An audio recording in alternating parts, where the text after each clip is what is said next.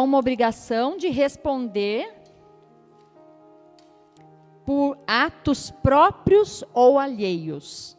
A responsabilidade é uma característica muito procurada no mercado de trabalho, né? A gente que tem empresa, a gente sabe, né? Gente com responsabilidade é o que mais a gente procura. Porque se não tem responsabilidade, fica meio complicado, né? Agora, se a gente traz isso para o lado espiritual, para a obra do Senhor, lá em Eclesiastes 9:10, na parte A do versículo, ele vem nos dizer que tudo o que vier à nossa mão para fazer, devemos fazer com zelo e fazer o melhor possível. Não adianta ser promovido a esse estágio, você crescer espiritualmente e quando a obra vier na sua mão, você fazer relaxadamente. Não adianta, a gente tem que ter zelo com as coisas. E quando eu falo isso, não é só com a obra do Senhor, é com todas as coisas. Porque quem tem um chamado e um propósito, não vai esperar dormir de um jeito para acordar dentro do propósito amanhã. José, quando foi dado para ele uma promessa, quando ele tinha 17 anos, que os irmãos iam se prostrar e o pai ia se prostrar diante dele, ele já começou a exercer o ministério dele quando ele foi vendido. Porque a palavra fala assim, tudo que José fazia, ele era próspero. Ele já estava exercitando, ele já estava aprendendo o que ele tinha que fazer. Eu não vou dormir um dia e vou acordar governador. Não! Na sua caminhada, no seu dia a dia, você já vai ter que estar exercitando isso. É o que eu falei da missão. Eu quero ir para a África. Mas você não evangeliza nem o seu vizinho, não evangeliza o seu colega de trabalho. Como é que você vai evangelizar um monte de gente? Não dá. Tem que começar. José foi lá na cadeia, administrou, colocou ordem lá, foi o chefe. Foi para a casa de Potifar, foi chefe lá. Todo lugar que ele estava passando, ele já estava sendo forjado, ele já estava cumprindo o propósito dele. Não é que com 17 anos ele dormiu, um menino, e acordou com 30 e pouco governador. Não! Passou por um monte de coisa, foi afiando os talentos, as habilidades foram sendo preparadas. Isso não foi só com ele, Davi também. Davi foi ungido, voltou lá a cuidar das ovelhas. A gente quer que a unção caia sobre a nossa cabeça hoje, segunda-feira já está fazendo, dando piruleta, pregando. Não é assim, não é assim. Vai ser ungido, hoje vai receber a palavra, a promessa do Senhor, amanhã vai ter que voltar para o que estava fazendo. E é lá que você vai começar a exercitar isso. Às vezes com uma pessoa, 2 pessoas, 3 pessoas só. Então é assim que funciona. Lá em Colossenses 3:23, também trata do mesmo assunto. Que tudo quanto fizermos, que façamos com todo o nosso coração.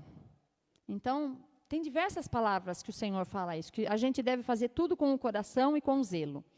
Em Lucas 12:48, a palavra vai nos dizer, aqui, cria-se uma responsa grande.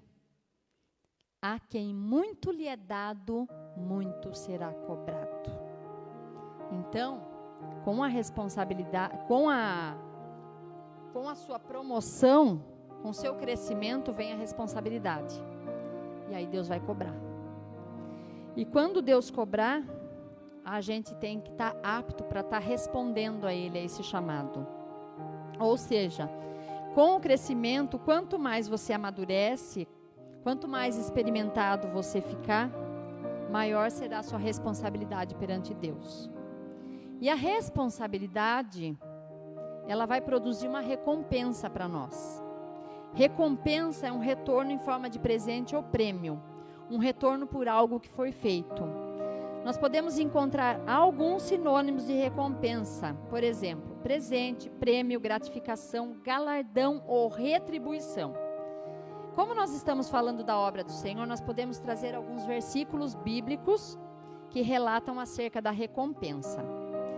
Vejamos, quando a Bíblia fala de prêmio, o apóstolo Paulo, na carta aos Filipenses 3:13 e 14, ele nos descreve a nossa vocação em Cristo como um prêmio que ele nos dá. E que triste nós sabemos que muita gente passa por essa vida sem sequer, ao menos, imaginar que tinha um chamado e um propósito para cumprir nessa terra. Vive aqui como se aqui fosse tudo. Vocês conhecem gente assim? Eu conheço. Que condomínio você mora? Que carro você tem? Que empresa você trabalha? Seu filho estuda onde? Gente, se o Senhor chamar amanhã, de que vai adiantar que condomínio mora? Que carro tem? Nem a roupa que você vai ser enterrada você vai escolher. Sabe aquelas coisas que você guarda com tanto carinho que você não empresta para ninguém? Eu livro, tá, gente? Não empresto livro. Vão ser jogados fora. Vão ser doados. Sabe aqueles sapatos maravilhosos que as mulheres gostam, né? Vai ser tudo doado. E a gente fica aqui se embaraçando com os negócios dessa vida. Ai, porque eu preciso de dinheiro? Porque eu preciso de um carro novo, preciso morar não sei aonde. Se Jesus chamar amanhã, e lá? Tem galardão lá? Fez alguma coisa lá em cima? Então,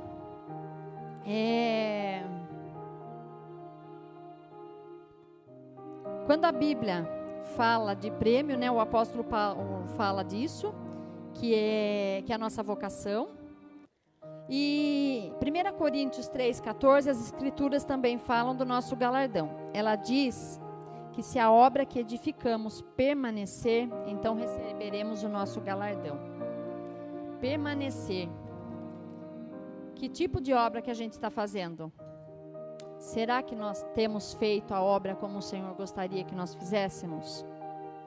Em 2 Coríntios 5,10, também somos alertados pela palavra que todos, sem distinção alguma, todos compareceremos ante ao tribunal de Cristo para que cada um receba o seu galardão, segundo aquilo que tiver feito por meio do corpo de Cristo, seja bom ou seja mal. Mas essas passagens, elas falam das benesses do Senhor lá no céu, né? Você pode falar assim para mim, então só tem... Aqui vou viver uma vida de desgraça e de derrota, então para poder alcançar o céu. Não, também tem benesses aqui. Em Isaías 1,19, a palavra vai nos dizer que se quiserdes e me ouvirdes, comereis o bem desta terra. Tem uma condição. Se vocês quiserem, querer todo mundo quer.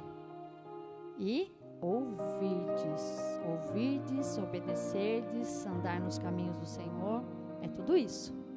Não adianta só a gente querer. Ah, querer eu quero, todo mundo quer.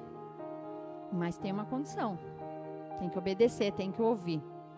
E o próprio Jesus nos fala em João 10,10, eu vim para que tenham vida e vida em abundância. Então, ele não veio para a gente ter uma vida miserável.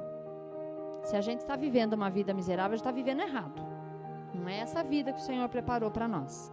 Ele preparou uma vida de abundância, de glória em glória, de fé em fé e de vitória em vitória. Esta é a vida. Mas, como eu falei no início, não é que porque o Senhor nos permitiu passar por uma crise, permitiu passar por um câncer, ou até se Ele quiser levar a gente embora por causa de um câncer, Ele é soberano.